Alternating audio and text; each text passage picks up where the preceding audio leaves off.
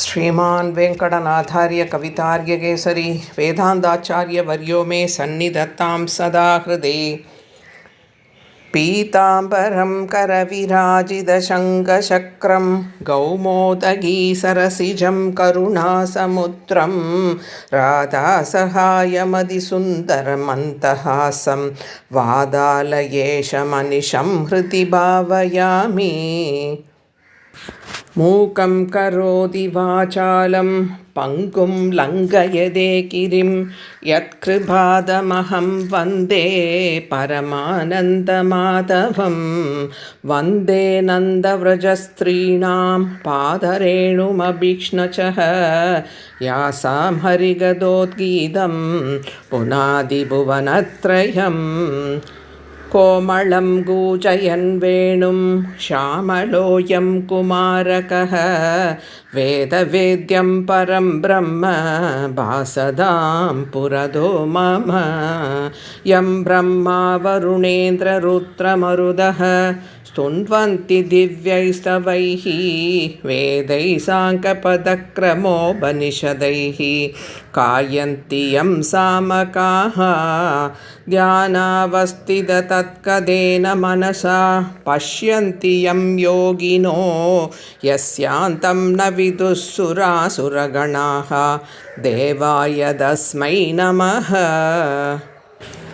कृष्णाय वासुदेवाय देवकीनन्दनाय च नन्दगोपकुमाराय गोविन्दाय नमो नमः। कृष्णाय वासुदेवाय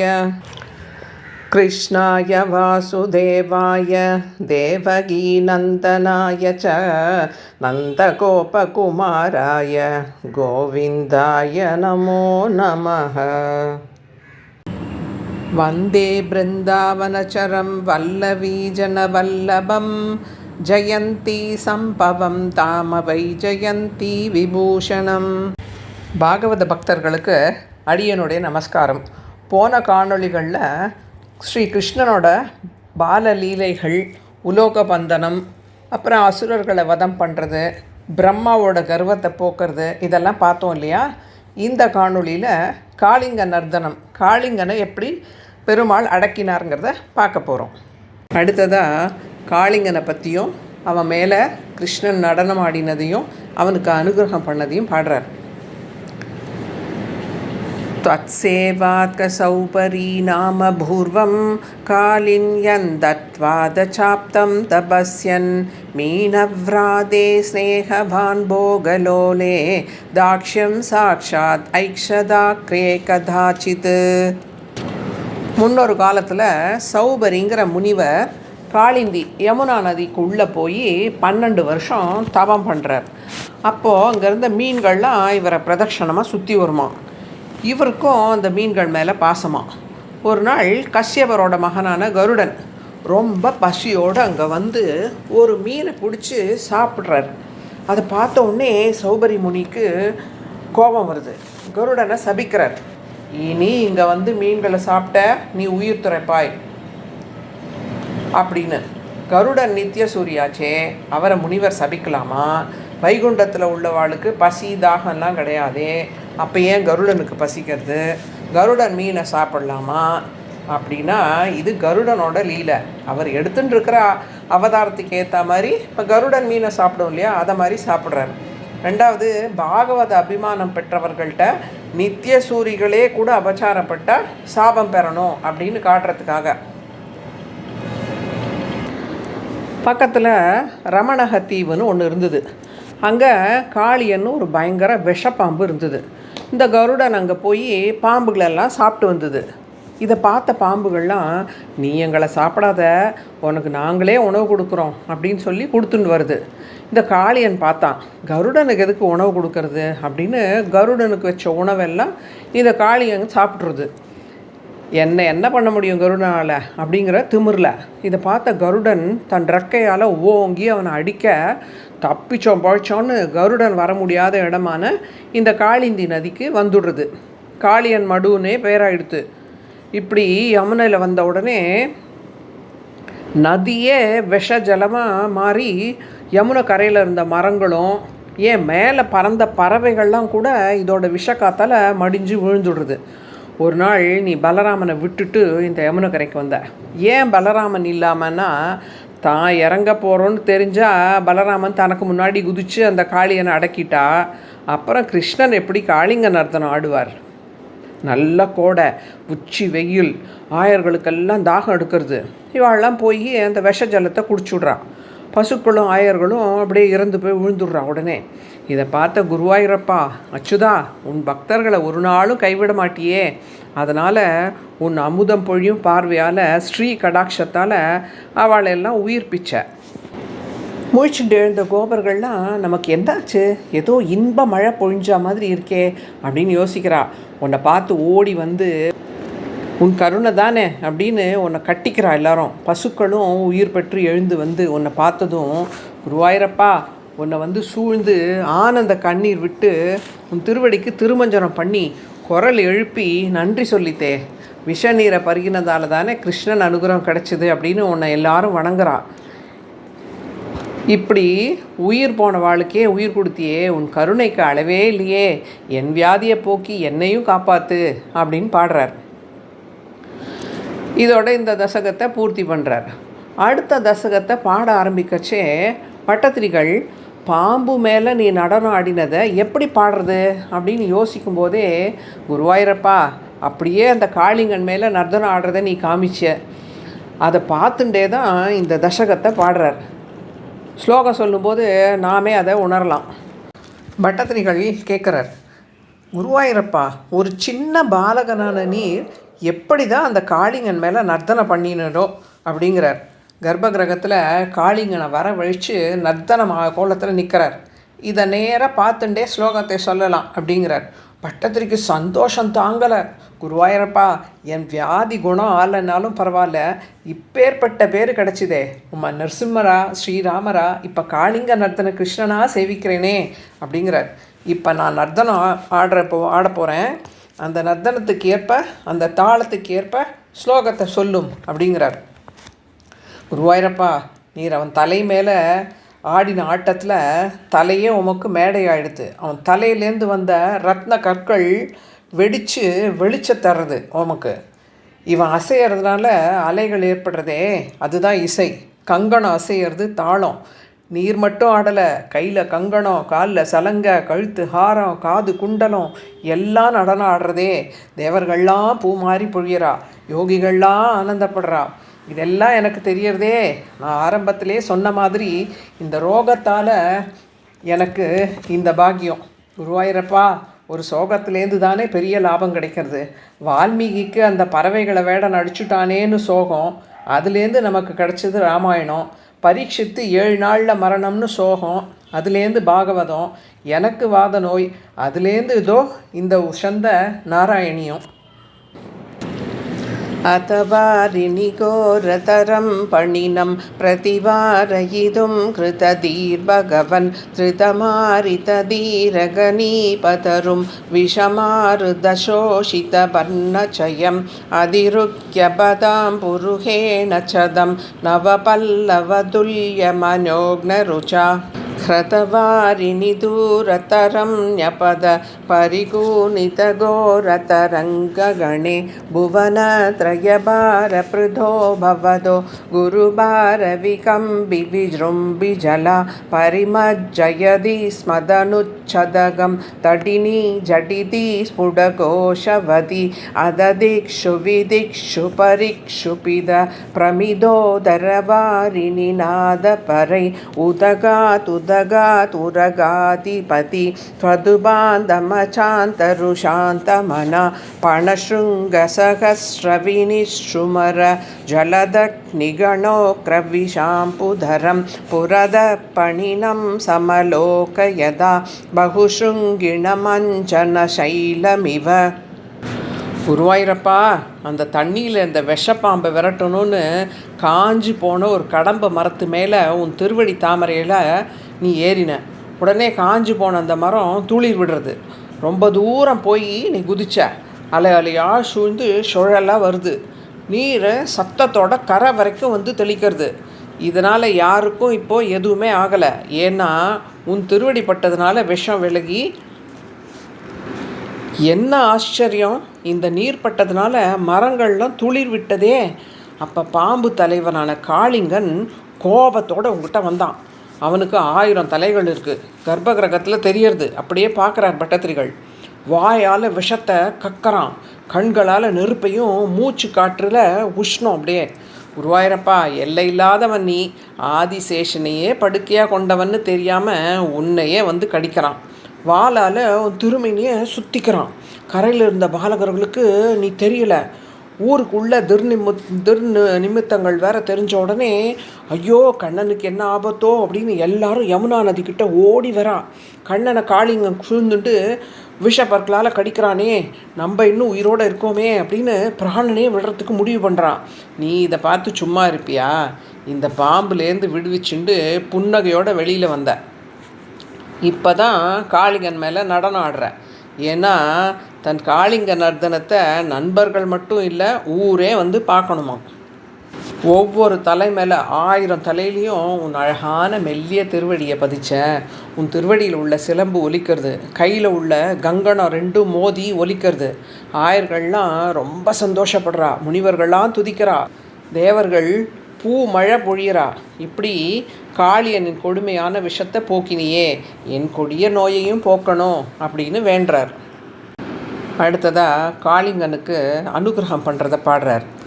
ருச்சிரகம்பித குண்டல மண்டலஹ சுச்சிரமீஷன நர்த்தித பன்னகே அமரதாடித துந்துபி சுந்தரம் வியதிகாயதி தைவதயவ்வதே நமதியத்யத முஷ்ய சிரோஹரே பரிவிஹாய ததுன்னத முன்னதம் பரிமதன் பத பங்கருஹாச்சிரம் யஹரதாகரதால மனோகரம்.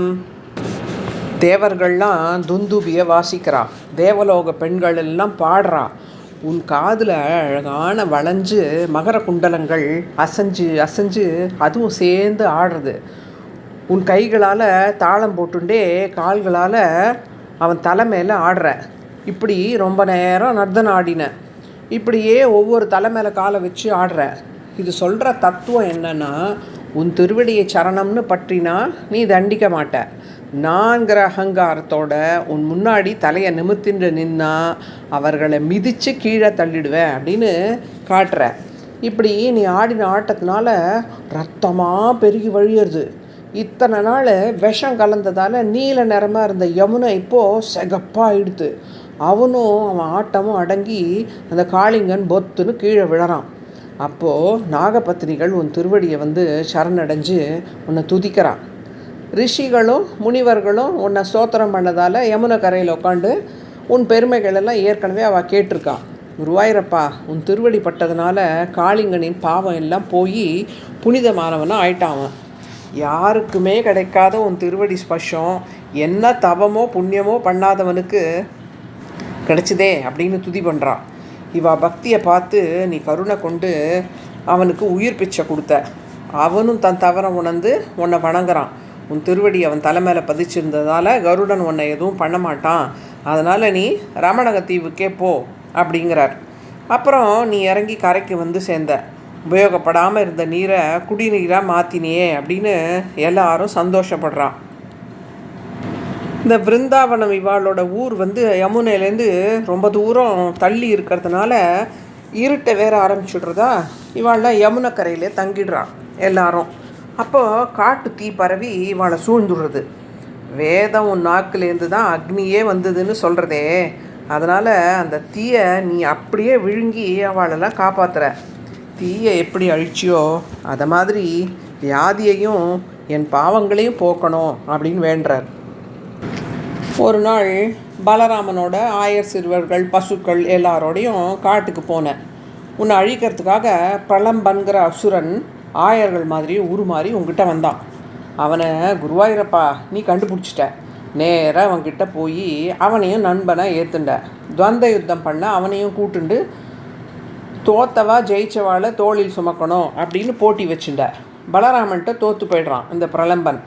அப்போது பலராமனை தூக்கிண்டு ஓடுறான். எடைய பலராமன் ஏற்றின உடனே அந்த அசுரன் என்ன பண்ணுறான், தன் பெரிய வடிவமான சொரூபத்தை அடையிறான். மேலேருந்து பலராமன் உன்னை பார்த்த உடனே நீ கண்ணசைக்கிற உடனே அவனை ஓங்கி ஒரு அடி அடிக்கவும் கீழே விழுந்து இறந்துடுறான். பிரலம்பாசுரனை அழிச்ச குருவாயிரப்பா, காலம் தாழ்த்தாமல் என் எல்லா கஷ்டங்களையும் போக்கி அருளணும் அப்படின்னு வேண்டுறார். குருவாயிரப்பா, நீ தினமும் மாடு மேய்க்க கிளம்பி போனப்போ கோபிகைகள்லாம் தன் உயிர் போவதை தானே பார்க்குற மாதிரி வருந்துறா. கிருஷ்ணன் கோகுலத்துக்கு வந்தப்புறம் கோபிகைகள்லாம் உண்ணும் சோறு பருகும் நீர் தின்னும் வெத்திலை எல்லாம் கண்ணன்னே இருந்தாளாம். நீ காட்டுக்குள்ளே நுழைஞ்ச உடனே புல்லாங்குழல் எடுத்து ஊத அது தேவலோகம் வரைக்கும் கேட்டுதான். பசுக்கள் பட்சிகள்லாம் அசையாமல் நிற்கிறது. அந்த புல்லாங்குழல் என்ன புண்ணியம் பண்ணித்தோ கண்ணன் திருவாயில் வச்சு இசைக்க.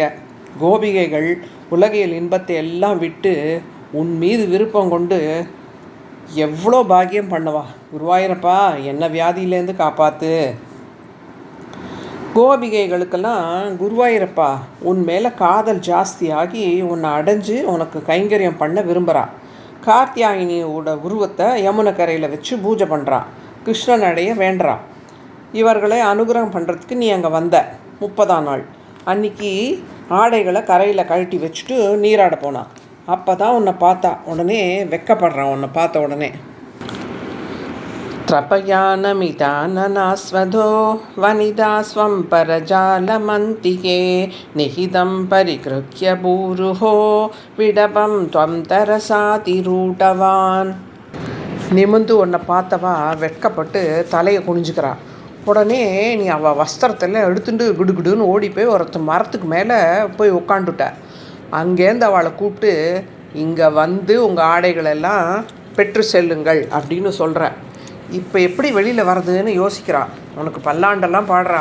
நீ நன்னா இருக்கணும், உனக்கு கைங்கரியம் பண்ண ஆசைப்படுறோம், எங்கள் ஆடையை கொடுத்துடுடா தாமரை கண்ணா அப்படின்னு கேட்குறான். ஆனால் நீ ஆடையை தரமாட்டேன்னு சொல்லி சிரிக்கிற. இங்கே பாருங்கோ, உங்கள் ஆடைகள்லாம் உங்களை விட எனக்கு தான் ரொம்ப அழகாக பொருந்துருது அப்படின்னு சொல்கிற. தலையில் தலைப்பாகையாக, கைகளில் கழுத்துகளில் விதவிதமாக ஆடை அலங்காரம் பண்ணிட்டு மீதியை மரத்தில் சுற்றி வச்சுருக்க. இவாளும் இதெல்லாம் உனக்கு நன்னா தான் இருக்குது, நீ அலங்கரிச்சுட்டுருக்கிற ஆடைகள் கூட வேண்டாம், அதோ மரத்தில் கட்டி தொங்க விட்டுருக்கியே அந்த ஆடைகளை மட்டுமாவது கொடுடாப்பா, நாங்கள் அணிஞ்சுக்கிறோம் அப்படின்னு கெஞ்சறா. ஆனால் நீ மறுத்துடுற. நீங்கள் தண்ணியை விட்டு வெளியில் வந்து 2 கையையும் தலைக்கு மேலே தூக்கி என்னை வணங்கினா தான் நான் கொடுப்பேன் அப்படின்னு சொல்கிற. ஏன் அவளை தண்டிச்சேன்னா, நதியிலையோ இல்லை எங்கேயும் நீராடும் போதும் ஆடை இல்லாமல் நீராடினா அந்த ஜலத்துக்குரிய தேவதையை அவமதிக்கிறதா அர்த்தம். 2வது, இவ கிருஷ்ணனை பார்த்து வெட்கப்படுறா இல்லையா. தண்ணிக்குள்ளே இருக்கும்போதே என்னை பார்த்து வெட்கப்பட்டீங்கல்ல, அப்போ வெளியில் வாங்கோ அப்படிங்கிறார். அதனால தான் இப்படி பண்ணுறார். இந்த ஜீவாத்மாவை சுற்றி பேராசை, காமம், குரோதம், அகங்காரம், மமகாரம், பொறாமை அப்படின்னு நிறைய ஆடைகள் சுற்றின்னு இருக்கான். இந்த ஆடைகளை தானே திருடிட்டு போனாதான் இவாள்லாம் நம்மக்கிட்ட வந்து சரணடைவா அப்படின்றத காட்டுறார். கிருஷ்ணன் பண்ணுற லீலைகளெல்லாம் உலகியல் கண்ணோட்டத்தோடு நம்ம பார்க்கக்கூடாது. கிருஷ்ணன் தான் இப்படி பெண்கள்கிட்ட நடந்து முன்னோடியாக இருந்தான்னெல்லாம் இப்போ பேசுகிறாளே, அவர் நம்மளும் ஒன்றா. காளிங்கன் மேலே நர்த்தனம் ஆடினார், அத்தனை அசுரர்களை கொன்னார், கோவர்தனகிரியை தன் சுண்டு விரலில் தூக்கி 7 நாள் நின்னாரே, ஆயுதமே எடுக்காமல் மகாபாரத யுத்தத்தையே நடத்தினாரே, போர்க்களத்தில் இருந்துட்டு உலகமே போற்றும் கீதையை அர்ஜுனனுக்கு உபதேசித்தாரே, இதில் ஏதாவது ஒன்றை நம்ம பண்ண முடியுமா? அதனால் இதையெல்லாம் உலகியல் கண்ணோட்டத்தில் நம்ம பார்க்கக்கூடாது. அவர் தான் பரமாத்மா, இந்த ஜீவன்கள் எல்லாம் அவருக்கு சரீரம். இந்த பகவான் ஒருத்தர் தான் புருஷன், புருஷர்களில் உத்தமன் புருஷோத்தமன். மற்ற எல்லா ஜீவாத்மாக்களும் ஆணாகவோ பெண்ணாகவோ இல்லை எந்த சரீரத்தில் இருந்தாலும் ஸ்திரீகள் தான். அதனால் கோபிகைகள் வெளியில் வந்து கையை கூப்பின உடனே ஆடைகள் எல்லாம் அவள்கிட்ட கொடுத்துட்டு, நீங்கள் எல்லாரும் என்னை கணவனை அடையணும்னு தானே இந்த கார்த்தியாயினி விரதம் இருக்கீங்க, உங்களுக்கு எல்லாம் அந்த பேரின்பத்தை சரத்காலத்தில் இரவு சந்திரனோட பூர்ண ஒளி இருக்கும்போது யமுனை நதி கரைக்கு வாங்கோ, எல்லாரோடையும் ராசலீலை பண்ணி உங்களுக்கு அந்த அனுபவத்தை தரேன் அப்படின்னு உடனே இவாளும் போயிடுறா. இந்த லோகத்தில் ஏன் மகாலட்சுமிக்கே கூட கிடைக்காத பாக்கியம் இவாளுக்கு கிடைக்க போகிறது. குருவாயிரப்பா, நீ இப்படி அனுகிரகம் பண்ணுறியே. இதுக்குள்ளே கோபர்கள்லாம் கிருஷ்ணனை தேடிண்டு மாடுகளோடு வரா. அங்கேருந்து நேராக விருந்தாவனத்துலேருந்து ரொம்ப தூரத்தில் இருக்கிற காட்டுக்கு போகிறான். அங்கே தான் உன் மேலே ரொம்ப பக்தியோட ரிஷிகள்லாம் யாகம் பண்ணிட்டு இருக்கா. ரிஷி பத்னிகளும் அவளுக்கு கைங்கரியம் பண்ண கூட இருக்கா. காட்டுக்குள்ளே போன உடனே கோபர்களுக்கெல்லாம் பசியும் தாகமும் எடுக்கிறது. நீ இந்த கோபர்களை போய் நான் வந்திருக்கேன் எனக்கு பசிக்கிறதுன்னு கேட்டு உணவு வாங்கின்னு வாங்கோ அந்த ரிஷிகள்கிட்ட போய் அப்படின்னு சொன்னேன். இவாளும் அங்கே போக உன் பேரை சொல்லி உணவு கேட்டப்போ காதுலேயே வாங்கிக்காமல் பதிலும் சொல்லாமல் இருக்கிறான். இவாளும் காற்று காற்று பார்த்துட்டு திரும்ப உங்ககிட்ட வந்துட்டான். வருத்தத்தோடு சொல்கிறா, இந்த மாதிரி யாருமே உணவு கொடுக்கலன்னு. வேதம் வல்லவர்களாக இருந்தாலும் உன் மேலே பக்தி இல்லாதனால தான் உன் பேரை சொல்லியும் உணவு இல்லைன்னு சொல்லிட்டான். நீ திரும்ப அவளை அந்த ரிஷி பத்னிகள்கிட்ட போய் நான் அனுப்பினேன்னு சொல்லுங்க, அவர்கள் கருணையோட உணவை கொடுப்பா அப்படின்னு சொன்னேன். கோவர்களும் திருப்பி போய் கேட்க அவள் உன்னை சேவிக்கிறதுக்காக காத்துன்றிருந்தவா 4 விதமான உணவு வகைகளை எடுத்துட்டு கிளம்பின உடனே இந்த ரிஷிகள்லாம் எங்கே போகிறீங்க, யாகம் பண்ணுறச்சே கூட இருக்காம அப்படின்னு தடுக்கிறா. அதெல்லாம் காதிலே வாங்கிக்கவே இல்லை. ரொம்ப சந்தோஷமாக பக்தியோடு உன்னை உபசரிக்கிறதுக்கு ஓடி வரா. அந்த ரிஷி பத்னிகளுக்கு காட்சி அடித்த மாதிரியே பட்டத்திரிகளுக்கு இப்போ காட்டுறார். தலையில் மயிலிறகு, காதில் உள்ள தங்க மகர குண்டலங்களின் ஒளி கன்னத்தில் வீச அப்படி ஒரு கையை தன் நண்பன் தோள் மேலே வச்சுட்டு நீ நிற்கிறத பார்த்தவா ஓடி வந்து உன்னை சேவிச்சா. ஒரு ரிஷி பத்னியை மட்டும் அவர் கணவனும் மற்றவாளும் அவள் கையை பிடிச்சி தடுத்துடுறான். அவள் உன்னை தியானம் பண்ண உடனே இந்த சரீரத்தை விட்டுட்டு உடனே மோட்சத்துக்கே போயிட்டாள். உன்னை சேவிக்கணும்னு துடிச்சுட்டு இருந்தவா உன்னையே வந்து அடைஞ்சிட்டாளே. கொண்டு வந்தது எல்லாம் ரொம்ப ஆசையோடு சாப்பிட்டியாமே கிருஷ்ணா. எப்படி ராமாவதாரத்தில் சபரி கொடுத்த பழங்களை ஆசையோடு சாப்பிட்டியோ, விதுரர் கொடுத்த பழங்களை சாப்பிட்டியோ, ஆண்டாள் நாச்சியார் சமர்ப்பிச்சாலே 100 தடா வெண்ணையும் அக்கார வரிசலையும் அதை எப்படி அமுது செஞ்சியோ அவ்வளவு ஆசையோடு இந்த ரிஷி பத்னிகள் கொடுத்த உணவை சாப்பிட காத்துன்றது ஏத்துண்டியே. அவள் தோஷம் எல்லாம் நீங்கள் அவளை நீ நன்னா கடாட்சிச்சியாமே குருவாயிரப்பா. இவாள்லாம் தன் கணவர்களை மீறிண்டு தானே உனக்கு உணவு எடுத்துன்னு வந்தா. அதனால் அவள் கணவர்களோட தவறையும் அவர்களை உணர வச்ச. வெறும் வேதம் படித்து யாக யஜ்ஞம் பண்ணால் மட்டும் போராது. அந்த வேத மந்திரங்களால் சொல்லப்படும் உண்மையில பக்தி வேணும். யாகத்தில் உனக்கு சமர்ப்பிக்க இருந்த உணவை நேராக உன்னை பார்த்து உனக்கு சமர்ப்பித்த தம் மனைவிகளே பாக்கியசாலிகள் அப்படின்னு அவளுக்கு உணர்த்தினியே குருவாயிரப்பா. என்னோட வியாதியையும் போக்கி அனுகிரகிக்கணும் அப்படின்னு வேண்டுறார். கோபர்கள்லாம் வருஷம் முழுக்க செழிப்பாக இருக்க மழை பொழிய வைக்கிற இந்திரனுக்கு விழா எடுக்கிறான். அதுக்காக பொருட்கள் எல்லாம் வாங்கின்னு வந்து நிறைய பக்ஷணங்கள் எல்லாம் தயார் பண்ணுறான். இந்த இந்திரனுக்கு ஸ்ரீமன் நாராயணன் தான் ஸ்ரீகிருஷ்ணனாக அவதாரம் பண்ணியிருக்கான்னு தெரியுமே. இந்திராதி தேவர்கள்லாம் போய் தானே வேண்டா அவரை. ஆனால் அவனுக்கு என்னன்னா இப்போது இவர் மனுஷ அவதாரம் தானே எடுத்திருக்கார், மனிதர்களை விட நம்ம தான் வசந்தவன் அப்படின்னு கர்வம் ஏற்படுறது. ஸ்ரீகிருஷ்ணன் இவன் கர்வத்தை அடக்கிறதுக்கு முடிவு பண்ணுறார். தன் தந்தைக்கிட்ட போய் அப்பா இப்போ என்ன விசேஷம், இப்படி எல்லாம் தயார் பண்ணுறீங்க அப்படின்னு கேட்க நந்தகோபர் சொல்கிறார், மழை பொழிய வைக்கிற இந்திரனுக்கு விழா எடுக்கிறது வழக்கம், அதுக்கு தான் தயார் பண்ணிகிட்டு இருக்கோம் அப்படிங்கிறார். மழை எப்படிப்பா பொழியறது எதுவுமே தெரியாத மாதிரி கேட்குறார். இந்திரன் தான் மழை கடவுள், அவர் தான் மழை பொழிய வைக்கிறார் அப்படிங்கிறார் நந்தகோபர். அதனால தான் பயிர்கள் புல் எல்லாம் நன்னா விளையிறது, பசுக்கள் இந்த புற்களை சாப்பிட்டு செழுமையாக இருக்குது, நன்னா நிறைய பால் கொடுக்கறது அப்படிங்கிறார். அப்போ குருவாயிரப்பா நீ சொல்கிற அப்பா பகவான் தான் மழையெல்லாம் நமக்கு கொடுக்குறார், மழைக்கு அதிகார தேவதையாக இந்திரனை நியமிச்சிருக்கார், அவ்வளோதான். பார்க்க போனால் இந்த கோவர்தன மலை தான் மேகங்களை தடுத்து மழை பொழிய வைக்கிறது, இங்கே இருக்கிற புற்களையும் செடிகளையும் தான் நம்ம மாடுகள் மேயறது. அப்போது நம்ம இந்த கோவர்தனகிரிக்கு தானே பலி கொடுக்கணும் அப்படின்னு சொன்ன உடனே கிருஷ்ணன் சொன்னால் சரியாக தான் இருக்கும் அப்படின்னு ஒத்துக்கிறான். கதாச்சித் கோபாலான் விகிதமக சம்பாத விபவான் நிரீக்ஷத்வம் சௌரே மகவமதமுத்வம் சிதுமனாஹ விஜானன்னப்யேதான் வினயமிருது நந்தாதி பசுபான் அப்ருச்சக்கோவாயம் ஜனகபவதா முத்தியமயிதி. தயாரித்து வச்ச உணவை 2 பாகமாக பிரித்து ஒரு பாதியை மலைக்கும் இன்னொரு பாதியை வேதம் வல்லார்களுக்கு அந்தணர்களுக்கு கொடுக்க சொல்கிறார். ஏன்னா அவள் தான் வேதங்களெல்லாம் ஊதி யாக யஜ்ஞங்கள் பண்ணி லோகக்ஷேமத்துக்கு பிரார்த்தனை பண்ணுறான்னு. இவாளும் அதே மாதிரியே பண்ணுறான். இந்திரனுக்கு கோபமாக வந்து கல் மழை பொழிய வைக்கிறான். ஊரே வெள்ளக்காடாக ஆயிடுது. உடனே கோபிகட்லாம் கிருஷ்ணன் சொன்னபடி தானே செஞ்சோம், அவன்கிட்ட போய் சரணடைவோம் அப்படின்னு உன்கிட்ட ஓடி வரா. ததனு கிரிவரஸ்ய ப்ரோத்ருதஸ்யாஸ்ய தாவத் சிகதில மிருது தேசே தூரதோ வாரிதாபே பரிகர பரிமிஷ்ரான் தேனு கோபானதஸ்தாத் உபனித தத தத்தா ஹஸ்த பத்மேன சைலம். இந்த மழையிலேருந்து மலை உங்களை காக்கும்னு சொன்னேன். இந்த மலைக்கு எதிரியான இந்திரனால தான் இந்த கஷ்டம். முன்னாடி காலத்துலலாம் மலைக்கு ரெக்கைகள்லாம் இருந்துதான். அது பறந்து பறந்து போய் எங்கேயாவது விழுந்து எல்லாருக்கும் தொல்லை கொடுக்குமா. அதனால் இந்திரன் என்ன பண்ணுறான், மலைகளோட ரெக்கையெல்லாம் வெட்டிடுறான். அதனால தான் மலைகளின் சத்ருங்கிறார் பட்டத்திரிகள். அனுமான் கடலை கடந்து போகும்போது மைனாக மலை வந்து குறுக்கிட்டு தன் மீது கொஞ்சம் ஆசுவாசப்படுத்திட்டு போங்கிறது இல்லை. வாயு பகவான் தான் இந்த மலையை இந்திரன்டேந்து காப்பாற்றி கடலில் ஒளிஞ்சுக்க சொன்னார் அப்படின்னு பார்த்தோம் இல்லையா. கோபர்கள்லாம் இந்திரன் நம்ம கிட்ட இவ்வளோ கோபப்பட்டாலும் நம்ம வேதம் வல்லார்களுக்கு உணவு அளிச்சிருக்கோம், கோவர்தன மலைக்கும் தானே பூஜை பண்ணோம், அதனால் நம்ம பயப்பட வேண்டாம் அப்படின்னு பேசிக்கிறான்.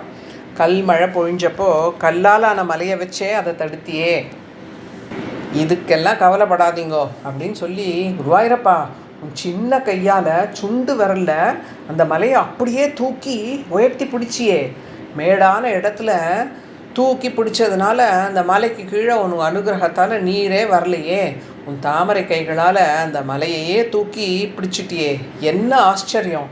எல்லாரும் அந்த மலைக்கு கீழே மாடு கண்ணுகளையும் கூட்டிகிட்டு வந்துடுறான். குருவாயிரப்பா இவ்வளோ பெரிய மலையை தூக்கி பிடிச்சிண்டு உன் நண்பர்களோட விளையாடிண்டு பேசிண்டு நிற்கிறியே, உங்ககிட்ட அந்த மாடு கண்ணுகளை மற்றொரு கையால் வருடுற. ஆயர்கள்லாம் ரொம்ப சந்தோஷப்பட்டா. உன் இடது கையால் மலையை தூக்கி பிடிச்சி வச்சுட்டுருக்க, இவ்வளோ பெரிய மலையை இவ்வளோ நேரமாக தாங்கி பிடிச்சிட்டுருக்கியே, எப்படி இது சாத்தியம் அப்படின்னு யோசிக்கிறான். இந்திரன் இதை பார்த்த உடனே, மலைக்கு பூஜை பண்ணல, அதுக்கு தண்டனையாக இந்த மலையை தூக்கிண்டு நில்லு, கை வலிச்சா கீழே வைக்க போகிற அப்படின்னு 7 நாளைக்கு பயங்கரமாக மழை பொழிய வைக்கிறான். குருவாயிரப்பா நீ ஒரு அடி கூட நகராமல் அப்படியே இருந்த.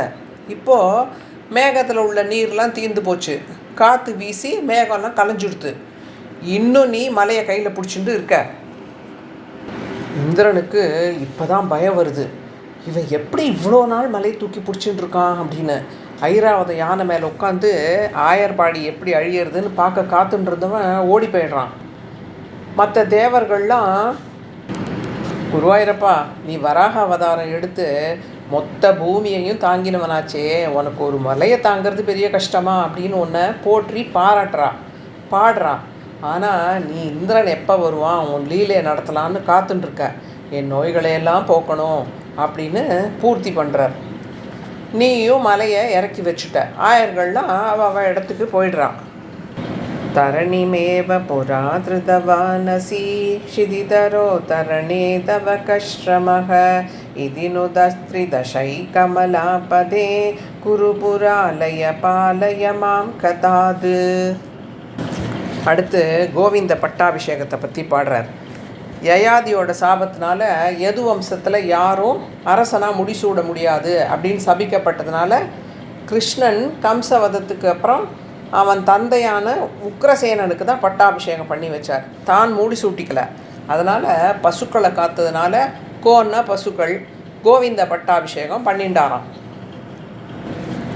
ஆலோக்ய சைலோத்தரணாதிரூபம் பிரபாவம் உச்சைஸ்தவ கோபலோகாः விஸ்வேஸ்வரம் த்வாம் அபிமத்ய விஸ்வே நந்தம் பவத் ஜாதகம் அன்வபிருச்சன்.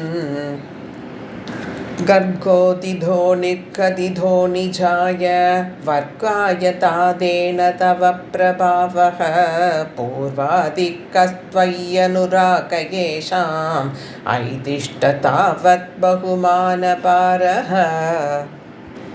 ஆயர்கள் நீ மலையை தூக்கி பிடிச்ச பிரபாவத்தை பார்த்து இந்த உலகத்துக்கே நீ தான் தலைவன்னு தெரிஞ்சுட்டு நந்தகோபர்கிட்ட போய் இந்த பிள்ளை சாதாரண பிள்ளை இல்லை, ஜாதகத்தில் ஏதாவது குறிப்பு இருக்கான்னு பார்ப்போம் அப்படிங்கிறா. இப்போ நந்தகோபர் தனக்கு கர்கர் சொன்ன ரகசியத்தை சொல்கிறார். ஸ்ரீமன் நாராயணன் தான் உனக்கு பிள்ளையாக பிறந்திருக்கான்னு சொன்னார். இப்படி உன் அவதார ரகசியத்தை வெளிப்படுத்துகிறார். முன்னாடி விட இப்போ குருவாயூரப்பா உன் மேலே பக்தி, பாசம், மரியாதை எல்லாம் பெருகிடுத்த வாழ்க்கு. இது பாகவதத்துலேயும் சொல்லப்பட்டிருக்கு. இப்போ தான் இந்திரனுக்கும் ஞானம் வருது. ஆஹா, பரபிரம்மத்தை பற்றி புரிஞ்சுக்காமல் இப்படி அவர்கிட்டயே மோதிட்டோமே அப்படின்னு மன்னிப்பு கேட்குறதுக்கு முடிவு பண்ணுறான். ஆனால் அவனுக்கு நேரம் வரத்துக்கு பயம். எங்கே அந்த மலையையே எடுத்து தன்னை அடிச்சுட்டா என்ன பண்ணுறதுன்னு. அதனால் காமதேனுவை முன்னாடி விட்டு அது வால் பின்னாடி மறைஞ்சுட்டு போகிறான். அது போய் என் பசுக்கூட்டத்தை காத்ததுக்கு நன்றி அப்படின்னு சொல்ல இவனும் போய் துதித்து மன்னிப்பு கேட்குறான். அவன் கிரீடம் உன் திருவடியில் படுற மாதிரி உன்னை சேவிக்கிறான். ஸ்நேகஸ்னுதைஹி த்வாம் சுரபிபயோபிஹி கோவிந்த நாமாங்கிதம் அப்யசிஞ்சது ஐராவதோ பாக்ருத திவ்ய கங்கா பாதோபிரிந்திரோபி சஜாதஹர்ஷஹ ஜகத்ரயே चे त्वयि गोकुले चे तदाभिषिक्ते सति गोपवाटः नाकेऽपि वैकुण्ठपदेऽप्यलभ्यां श्रियं प्रभेदे भवदप्रभावात्. அந்த காமதேனு பசுக்கு உன் மேலே இருக்கிற அன்புனால பால் பெருக கோங்கிற பசுக்களை ரட்சித்ததுனால பாலால் அபிஷேகம் பண்ணான். ஐராவதத்தை அனுப்பி ஆகாச கங்கையிலேருந்து கொண்டு வர செஞ்சு உனக்கு அபிஷேகம், கோவிந்த பட்டாபிஷேகம் பண்ணுறான் இந்திரன். இதனால் கோகுலத்தில் நீர்வளம், நிலவளம் எல்லாம் பெருகித்தாமே. தேவலோகம், வைகுந்தம் கூட அடையாத செல்வத்தை இந்த ஆயர்பாடி அடைஞ்சுதான். அடுத்து வருணலோகத்துலேருந்து நந்தகோபரை மீட்டதை பற்றி பாடுறார். ஒரு நாள் விடிகாத்தால் யமுனையில் நந்தகோபர் நீராடுறார். வருண புருஷர்கள் அவரை வருணலோகத்துக்கு தூக்கின்னு போயிடுறா. உடனே நீ அவரை மீட்கிறதுக்கு கிளம்புற. தந்தையை காப்பது தனையனோட கடமைன்னு காட்டுற. இவரை பார்த்து பயந்த வருணன் தன் ஆட்கள் கிட்ட நடந்து தெரிஞ்சுட்டு உன்னை பூஜித்து உன் தந்தையை மரியாதையோடு திருப்பி அனுப்புகிறான். திரும்பி வந்தவர் ஆயர்கள்கிட்ட சொல்கிறார், பாருங்கோ, என் பிள்ளை தான் ஸ்ரீமன் நாராயணன் சொன்னேனே, என்னை வருணலோகத்துலேருந்து வந்து தூக்கிண்டு போனவாட்டேந்து மீட்டு கொண்டு வந்துட்டான் கிருஷ்ணனே. அவள்லாம் இவனுக்கு எவ்வளோ மரியாதையோட பூஜை பண்ணி என்னையும் அனுப்பி வச்சா தெரியுமா அப்படிங்கிறார். ஹரிம் விநிச்சித்ய பவந்த மேதான் பவத்பதாலோகன பக்த திருஷ்ணான் நிரீக்ஷ விஷ்ணோ பரமம் பதம் தது துராபமன்யைஹி த்வம் அதித்ருஷஸ்தான்.